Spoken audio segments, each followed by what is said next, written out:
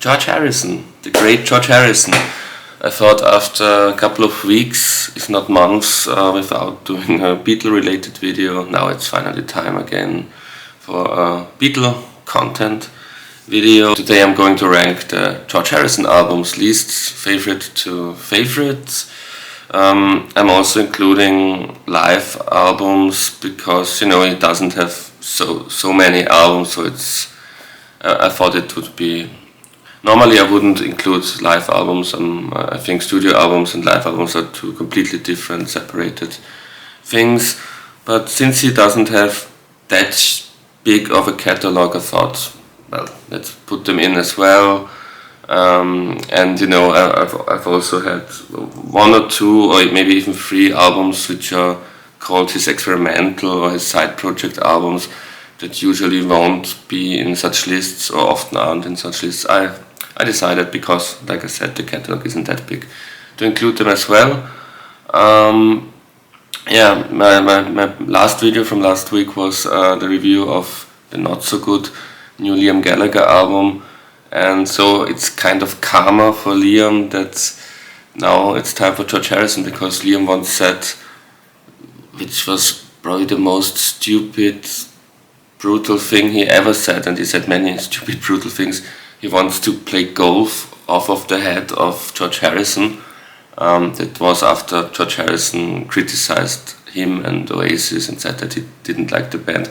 But you know, Liam's reply was such a stupid reply. That was one of the first times when I felt embarrassed to be an Oasis fan, to be honest. But that's not the subject of today. Today is George Harrison day or week on my channel, and my least favorite George Harrison album, unfortunately, is also next, you know, excluding later day Ringo Starr albums, you know, from the 90s onwards. Ringo Starr albums usually weren't really that good. But excluding those, this is probably one of the very worst Beatles solo albums I can think of. It's 1974's Dark Horse. He was in a bit of a crisis, maybe an identity crisis even, when he made that album. You know, he was very torn between the two. He was a very bipolar man in a way that he was, as we all know, very spiritual, and at that time very into Hari Krishna and Vedic traditions. But he also had phases, and this was right in the middle of one, where he was a very hedonistic guy. You know, he liked sports cars, and at that time he also developed, let's say, an affinity to cocaine. That was also the time when he broke up with Patty Harris. He had an affair with Ringo Starr's then wife Maureen, which also led to the divorce of Ringo and Maureen. And it was a big drama at the time in his life. You know, his good friend Eric Clapton finally getting together with Patty. He and Ringo, you know, falling a bit out. This is one of the few 70s or, you know, from all time George Harrison albums without Ringo Starr on any track, because, you know, like I said, around Christmas '73, I think he said he told Ringo that he's in love with his wife. You know, Maureen Starkey said they never really consummated that affair, whatever that means. You know, was it an affair at all, if that's true? But whatever, it led to lots of disturbance and bad vibes, and even Ronnie Wood of the Rolling Stones, at that time he hasn't yet joined the Rolling Stones, he joined them 1 year later. He also had an affair, or George suspected he had an affair with his wife Patty, because in the liner notes of that album, when he's mentioning Ronnie Wood playing guitar on track such and such, he wrote Ronnie Wood if you let him. Ronnie Wood if you let him. So it was like a pun that you know, he would, you know, make advances to Patty if he could.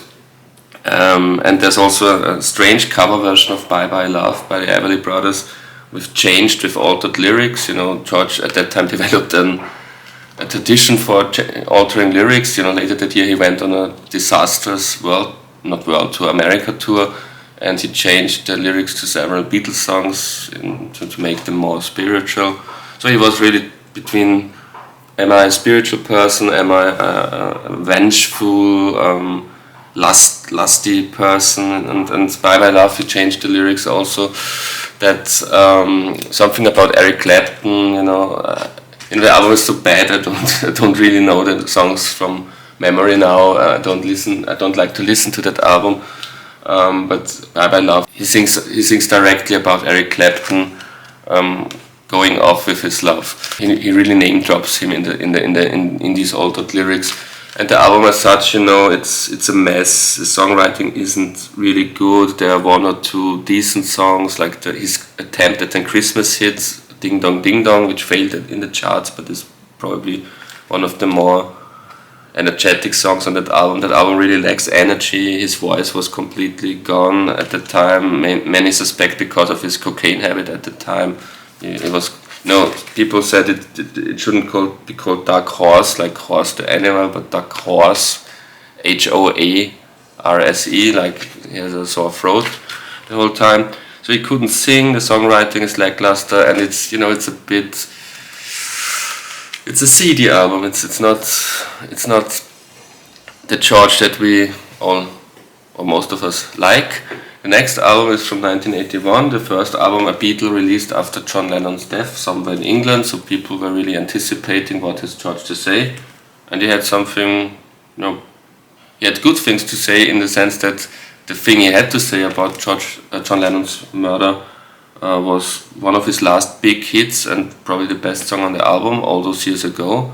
Initially written for Ringo Starr for his album that later turned out that year, Stop and Smell the Roses. So Ringo is still playing drums on the track because he used to demo that song for his own album, and they used the take where he already played drums for George's version. George altered the lyrics from funny Ringo lyrics to commemorating John Lennon lyrics, and even Wings. Wings, the strange Wings at the time were already kind of splitting up, but you get, it's probably one of the last songs next to some of the Taco 4 songs where you get 3-part vocal harmonies by Paul McCartney, Linda McCartney and Danny Lane. Those three sing the background vocals on that song, which is remarkable. It's the only time that Paul McCartney and George Harrison in their solo careers work together on this song for John Lennon. That's the anthology, but that's something different. So that's a highlight. But if this song, as touching as it may be, if this song is the highlight on an album, you've got a problem, because that means that the album can't be a masterpiece, and it's far from a masterpiece. He also had to re-record parts of it. The record label wasn't happy with his initial version of that album, and All Those Years Ago is one of the, I think, 4 songs that weren't on the original album. So it could have been even worse. Some of the hardcore George Harrison fans think that the originally intended album that you can buy as a bootleg, of course, is the better version. I think that's even worse. I think at least he wrote some decent new songs like All Those Years Ago or Teardrops, which is the other kind of good song on that album, for the album after the record label wanted him to do so. Again, this is an album which lacks energy and enthusiasm, and it's a bit, it's after the great album he did before that, it's a bit strange because it's kind of the same sound aesthetic as the album before. It's this, got often ridiculed as yacht rock, soft. It's a very, very soft. You can't even say rock. It's a soft pop album in a sense. So it's a style that could fit him. On the album before it did perfectly. On this album, again, it's a bit of a mess and a miss. Not a very good album, I'm afraid. The next album, you can't say it's a good or bad album. It's his second solo album. It's Electronic Sounds from 1969. That's just him experimenting with a Moog synthesizer, which was invented 1 year before, and the guy who invented it even went to his house and showed him how the thing works. And there was also controversy because the guy, was it Moog, the guy named Moog? It was someone from the Moog company who showed him how the instrument, the Moog synthesizer, worked, and George recorded that and put it out on that album, but that was just a guy demonstrating him how the instrument worked. So there was controversy that the parts of it isn't really even George playing it, and it's very experimental. It's not really, there aren't melodies, there are no lyrics, but I rank it higher than these two, because at least he's trying something. That's something George Harrison wasn't really known for after the 1960s, and it's a bit sad. I think he should have. During the Beatles, he was next to John Lennon. People thought he's the weird, the far out guy, the psychedelic guy, because of songs like "It's All Too Much" and "Only an Orphan Song" and things like that. And this is him going more into this direction, but he completely changed that course. His musical tastes shifted more and more into a very conservative taste in music. He once said avant-garde should be called avant-garde clue. And he also disliked punk music and new wave when it came out, so he was a very conservative music fan, and this is the last time you really can listen to George Harrison really freaking out with something strange, and I will always appreciate it. The next album I said I will include live albums is his Live in Japan album with Eric Clapton's band. It's strange. With Eric Clapton's band from 1991, they toured Japan, and it's a competent album, competent live performances. But George Harrison was never really the great, energetic live performer to begin with. He was never Paul McCartney. Wasn't even John Lennon in that sense. Live wasn't his biggest strength. Playing live and being the leader of a band on a stage wasn't his strength. He was always good being the guy in the shadow, kind of, But here he has to be the leader of the group. And he plays all his hits. At the time, Cloud 9 was still the recent album. Plus, maybe the highlight on the album for me is he also plays Cheer Down, which was the last single he did during his lifetime, which he did 1 or 2 years after Cloud 9 came out, so must have been like 89 or 1990 even. So it's just a one-off single from the Lethal Weapon 2 soundtrack, because Eric Clapton was involved with Michael Kamen in the Lethal Weapon soundtracks, and so Eric Clapton said, "Hey George, do you want to write a song for a new soundtrack?" And it was a great song, for a last song during his lifetime. Great song, Cheer Down, and it's also a very good version. You can see that for once he's energized and enthusiastic in his performance, because it's fresh and new to himself, whereas older Beatles songs don't really translate into this very slick Eric Clapton, middle of the road blues rock bands. Songs like "I Want to Tell You," "Taxman," they need some more, more funk, more punkiness, and like the Beatles would have had. But with these professional, very competent musicians, it's not really, it doesn't get your blood pumping, let's put it that way. Next one is Extra Texture. My very, very, very first video 1 year ago, almost exactly 1 year ago, was the top 40 Beatles solo albums, and this was the first George Harrison album I've mentioned, because it was my number 40. This was my 40th favorite Beatles solo album, and it went down a bit for me. You will see what I mean, because the next album wasn't even in my top 40 ranking, but it was like number 41 or 42. But the next album has risen for me, and this has went down a bit. I was never a big fan of it, but the first 3 songs are great. You, The Answers at the End, and This Guitar Can't Keep From Crying, the Why My Guitar Gently Weeps kind of sequel, are all great songs. But after that it completely falls off a cliff, and it's like Dark Horse Part 2. This is from 1975, Dark Horse 74. So Dark Horse was the beginning of his crisis, of his lost weekend. People always talk about John Lennon's lost weekend.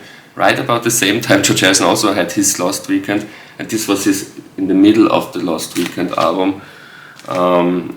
Very sad. He also said in later interviews that he doesn't really like that album because it's so depressed, and it reminds him of his depression, and the voice is still not good.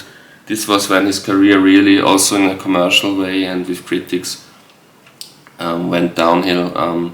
People didn't really like that album. I think one thing I always thought is, he released Darko 74 to 75, and 33 and the third in 76, and in 73 he had Living in the Material World, which is a great album.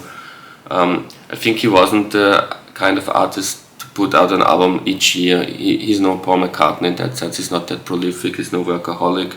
Quite the opposite.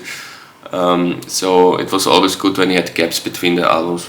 Between All Things Must Pass and Living in the Material World, he had almost 3 years, and the result was magnificent. And also Cloud 9, he took his time. So this one album a year quota wasn't really good for him. So it's always a bit strange when he complained, I only had 2 songs per album on Beatles albums, but I could have had 10 if they had let me. In his career he proved, no, George, you are like a 2 or 3 songs a year guy. But now I've been quite negative up until now, but we are getting now in a territory where I really start to like the albums. As I said, this album Gone Dropper wasn't even in my top 40 1 year ago. I like it more and more. It's a very, as I said, he wasn't a prolific guy. He was a bit more on the lazy side.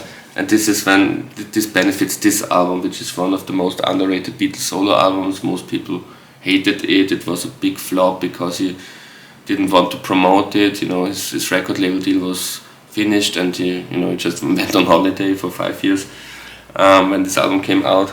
But this, it sounds like a holiday album, like a summer album. It's a great, sunny, lazy, sitting on the beach playing guitar kind of album, and he's not that cynical as usual, and he's more relaxed, and I quite like that. And there are good songs on that album.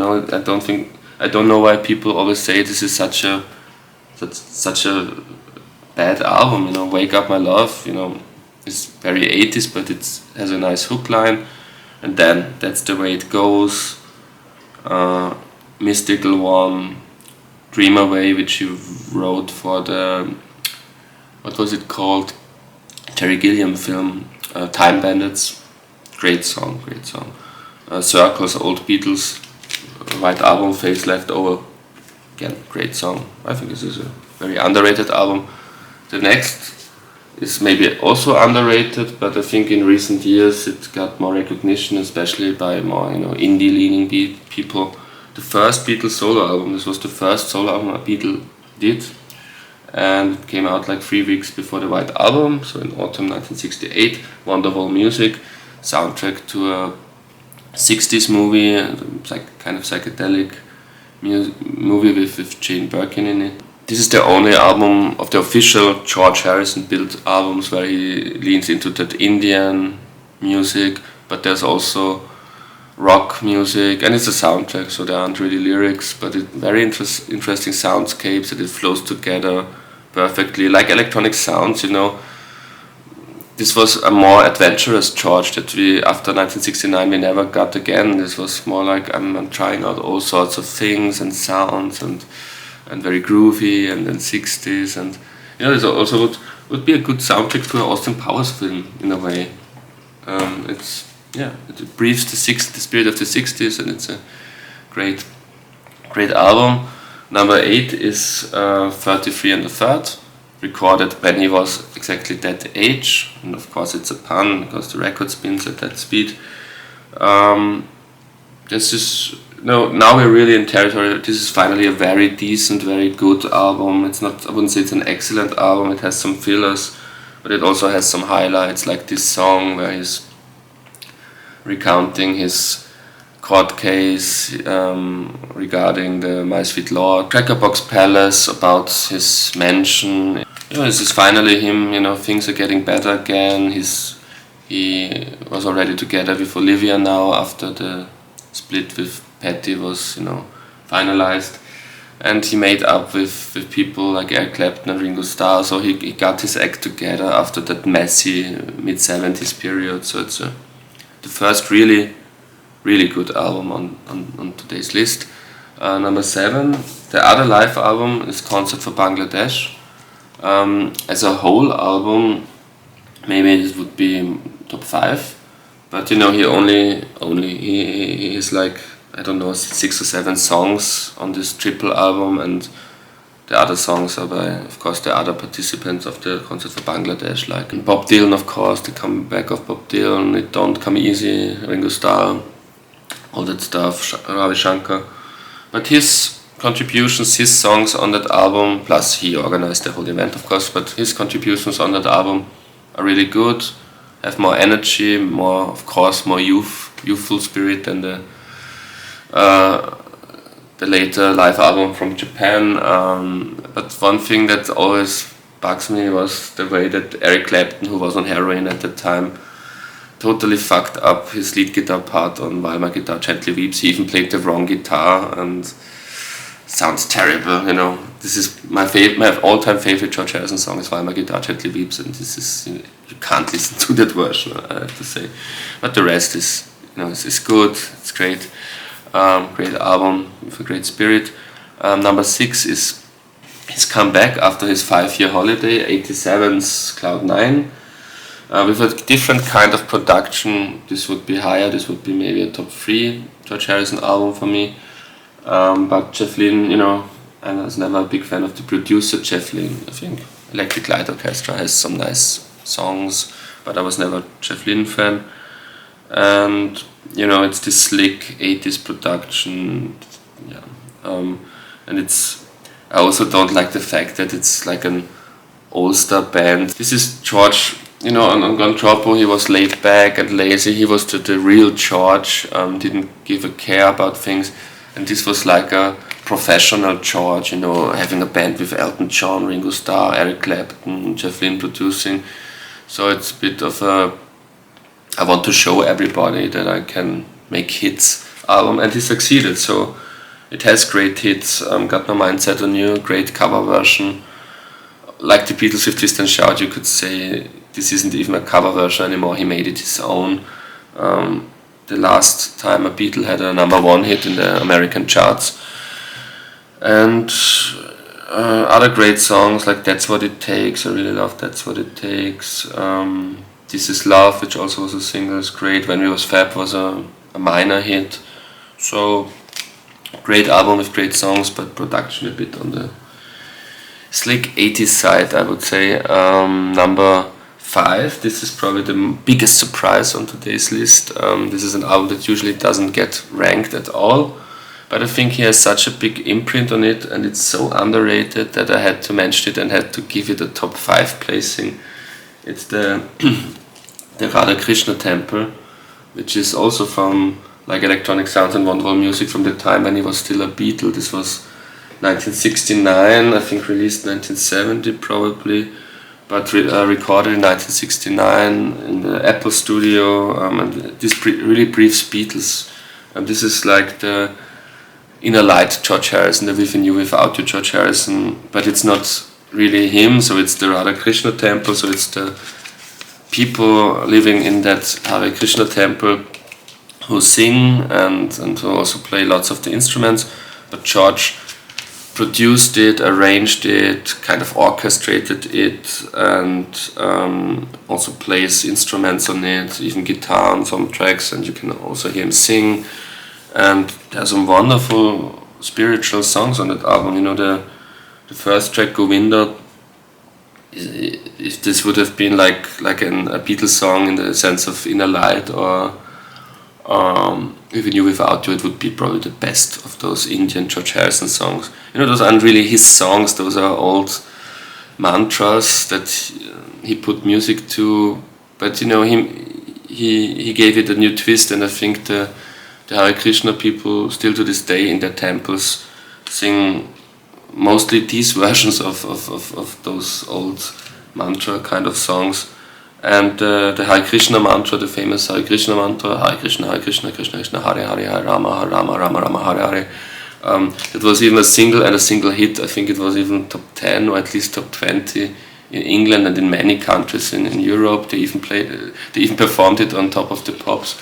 So it was probably the biggest, the greatest pure spiritual music album ever, maybe. And now we are in the upper echelon, top 4. All these albums I would say are excellent. Maybe even masterpieces from this point on. The first is his posthumous album Brainwashed, finished by his son Danny and Jeff Lynne after 1 year after he passed away. This album was compiled from songs he had worked on the past 10, 11, 12 years, basically since Cloud9 came out. He never released an album in the 90s, but this is the best bits of all these albums. He tried to finish it right before his death, but couldn't put the finishing touches on it, so Danny and Jeff finished it. And for once, Jeff Lynne didn't make his Jeff Lynne imprint on an album he produced. He was very respectful. I think even George said to him something like, don't make it sound too much like Jeff Lynne. And he did. He respected that. It's almost like another example for something like that is Phil Spector on Plastic Ono Band, where he didn't do the big wall of sound, where he worked not the way he usually worked. And then this is another example. This is not very overloaded. This is a very dry and sparse album in a way, and it's great. This is how Cloud9 should have sounded. If Cloud9 would have sounded like that, Cloud9 would be a top 3 or top 4 album for me. Songs are great, he had many years to work on them. There aren't weak tracks on this album, and my favorite songs would be, it's hard to say because they're also good, Any Road, Looking for My Life, great instrumental Marva Blues, Stuck Inside a Cloud, Between the Devil and the Deep Blue Sea, and the last song Brainwashed. I think, I don't know, I've seen some videos where people criticize that song, that it's that cynical George and George preaching to people, but that was George. George was always like that, and it's a great last song to his career with all, so with the very touching end, which is very spiritual. So it's like a full circle song that encapsulates what George probably was about. Great album, great song. Now the top 3, they are really masterpieces. This is like excellent 2 masterpieces, and from now on we're really 10 out of 10 albums in my opinion. 1979's George Harrison. That was in a phase that probably wasn't the strongest phase in his career. But again, he had 3, like I said before, once he has 2 or 3 years off to work on an album, usually it's great. And this time he had 3 years after 33 and a third. He focused more on watching Formula 1 races, but also on his movie company. He produced Life of Brian, and that started his at that time, very successful movie company. Later it would be a disaster, a commercial disaster, but in the late 70s he was really very successful as a movie producer. And he made this album, which is probably the most happy album next to Gone Troppo he ever made. This is also very like a holiday album, a lazy, laid back, I'm feeling good album. That was the time around the time he married Olivia and when his son Danny was born. So really a happy time and a happy record. All 10 songs on that album are great. I can't single out one. Yeah, it's just a great album beginning. It's not an album where you can, if you make a mixtape and there aren't really like standout tracks. Maybe there are 1 or 2, but this is an album you should listen to it really in sequence from track 1 to track 10 to appreciate it. Album number 2, and this is from my very first video, Top 40 Beetle Solo Albums. This is one of 2 top 10 Beetle Solo albums in my opinion that George did. I think it was number 10 in the 40 best Beatle solo albums of all time list. Living in the Material World, the great follow-up to All Things Must Pass. It's a bit like a more condensed, more focused version of All Things Must Pass, and in that sense it's great. And it's also the album with the best cover artwork George Harrison ever did, because it's a great gatefold and there's the funny joke about Paul McCartney somewhere. Jim Keltner fan club. Jim Keltner was the drummer on that album. For all information, send a stamped undressed elephant to, and then the address. It was of course a piss take because Paul McCartney a few months before released Retro Speedway, where he had exactly the same wording, but with Wings fan club, of course, and instead of stamped undressed elephant, of course, stamped envelope. And it's a great album, great spiritual songs, and it has probably my favorite solo song of George Harrison. You know, my favorite George Harrison song is While My Guitar Gently Weeps, but my favorite solo song is the very spiritual The Light That Has Lighted the World, which is, you know, if I could say one thing against it, it's a bit of a rip-off of Jealous Guy, you know, it has a bit of the same melody, and Nicky Hopkins, who played the great piano on Jealous Guy, also plays the piano here. He almost copied his piano parts for that song, but it's an incredible song, it's a very moving song. And this was, you know, this was the time when George Harrison still was on his career high, you know, that started around the White Album, and, you know, All Things Must Pass, My Sweet Lord, Concert for Bangladesh. So this album went to #1, you know, with such a, this is not like a mainstream poppy pop album. It is a really philosophical album in a way, and it's strange that the lead of single Give Me Love was #1 in America, and the album was also #1 in America. This was a time where George could do no wrong, basically. After that with Dark Horse it went downhill quickly, but this was also a very unlikely commercial success, because it sounds more like an album it sounds like a very artistic album, and not like an album that, like, I want to have a hit. So I really have to respect that album for what it wants to be, and yet at the same time achieving that huge commercial success. Before we go on with the very surprising #1 album, I'm going to present you some honorable mentions with a new haircut. First of all, there's of course the supergroup Traveling Wilburys. Here's Volume 1 from 1988. 2 years later, 1990, they released Volume 3. There was no Volume 2. Of course, this is the supergroup with Roy Orbison, who passed away after they finished this album, so he isn't on the second album. Roy Orbison, Bob Dylan, George Harrison, Jeff Lynne, have I forgotten someone? Tom Petty. And Jim Keltner, the faithful Jim Keltner on drums. It's not a great supergroup. As I said before, I'm not the biggest fan of Jeff Lynne's production style. He produced, of course, but it has its moments. It was very successful, you know, it was part of the big comeback of George that started with Cloud 9, commercial comeback at least. You know, the George songs are very strong, especially on Volume 1. It starts with Handle With Care, maybe one of his best songs from the 80s, and my favorite song on that album, and my favorite Traveling Wilburys song, is also mainly a George song. It's the last song on that album, End of Line, one of his best pure pop songs, magical song, great video. So Traveling Wilburys, I'm not the biggest fan of them. I'm not a big fan of supergroups in general. Those are all kind of humble guys, and, you know, it's nice. Then we have to talk of course about the Indian side projects George did. There was a few years ago that box set, triple CD box set collaborations, where the albums that Ravi Shankar got produced by George Harrison were re-released by the Harrison estate as, you know, Shankar/Harrison albums, you know, which is a bit misleading, because his input on those albums, mainly he was the producer, and sometimes I suspect not even really the guy in the control room, but more like a general producer. It's really hard to say what his contributions to those albums are, especially this one from the 90s, Chants of India.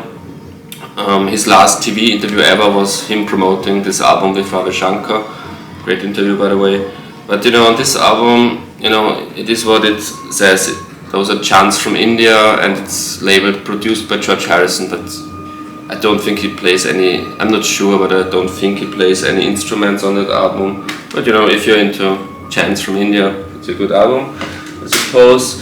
The other two albums that made up that so-called collaborations triple CD set were those two, Shankar Family and Friends, and Ravi Shankar's music festival from India. I think there's more of a George imprint on those albums, especially on Shankar Family and Friends, which is the best out of these collaborations albums. You know, the first track on that album, I Am Missing You, that could almost be on a George Harrison album. You know, this is from the Dark Horse era. Had he put this song on the Dark Horse album, it would be a much better album. You know, there are far worse songs on Dark Horse than I Am Missing You. It's a great spiritual song, and it's, you know, it even features Klaus Voormann on bass and Ringo Starr on drums, that song at least, and George plays acoustic guitar, and you know, this is more than just produced by George Harrison. Here he's also an instrumentalist on this album, especially on the song I'm Missing You, as I said. All in all, this is a very good album if you're into Indian music, of course. And then there's an album, and you know, something I have to say about the Harrison estate. You can get these albums as single albums for very cheap in quite good conditions on Discogs and in second-hand record shops, I guess. I ordered it from Discogs. You know, the Harrison estate is notorious for overpricing things. You don't get the triple CD set under 100 or 150 euros or dollars even.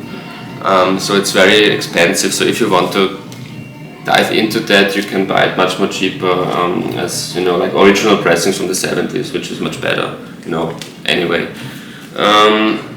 And something that I find strange that it wasn't included in that collaborations thing, but I guess it has to do something with rights issues. These albums were all on Dark Horse Records, or George's record label. This is from Apple, you know, this is an Apple release, and this is also a collaboration between George Harrison and Ravi Shankar. Again, it's more like a Ravi Shankar album, you know, the Apple label. It's more like a Ravi Shankar album, but again produced by George Harrison. And this was the album, the famous interview with George Harrison from 1971 on the Dick Cavett show. That's what he went on that show because he wanted to promote this album. You know, there are all those questions by Dick Cavett about the split of the Beatles, which was at that time, and George always tells Dick Cavett, hey, we're here to talk about Raga. I'm here to talk about Raga. This is Raga. You know, it's a soundtrack to a movie. It's also a movie which features George Harrison and about all this Indian music and spiritual stuff. It's a good, you know, out of these albums next to the Shankar Family and Friends album, this is my favorite of those Ravi Shankar albums with George input. Let's put it that way. And then there are a couple of extra tracks. You know, there was a Best of Volume 1 album by George Harrison in I think 1976. Which I don't have because I have all the individual tracks, so I don't need it.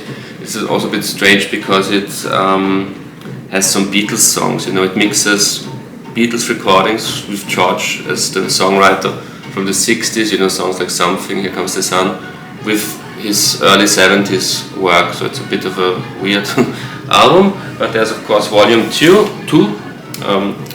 the Dark Horse years, which is maybe a bit more interesting because there are songs like standalone singles like Cheer Down, I talked about it already, but also unreleased stuff that you don't get officially on any other release, like Cockamamie Business, which is a very good unreleased song. And extra tracks, you know, there are standalone singles like I said Cheer Down, but also the great Bangladesh single with the great B-side Deep Blue. So this is, you know, those are two extra tracks that weren't on any studio album that are really, you know, worth your time, worth the admission. And then there's the Ding Dong single, you know, the flop, the Christmas hits that didn't materialize. It wasn't a Christmas hit, but very interesting B-side, I Don't Care Anymore, you know, which kind of sums up where he was at the time, you know, because this is the Dark Horse time and I Don't Care Anymore. It's almost like a comment on, you know, I know this album sucks, this isn't a good album and I'm not singing very well, but I don't care anymore. So very interesting song. So now on with the ranking video and the very surprising #1 album by George Harrison. So and #1, I will make it quick. There's no, you know, there was never a discussion, there was never a debate what #1 would be. It was also my #1 album in the top 40 greatest Beatles solo albums video I did. You know, All Things Must Pass, I said it in that video 1 year ago. This is probably the only Beatles solo album that's of the same quality like a top 3, top 4 Beatles album, like a White Album, Sgt. Pepper, Revolver, Rubber Soul. This is in the same league as those albums.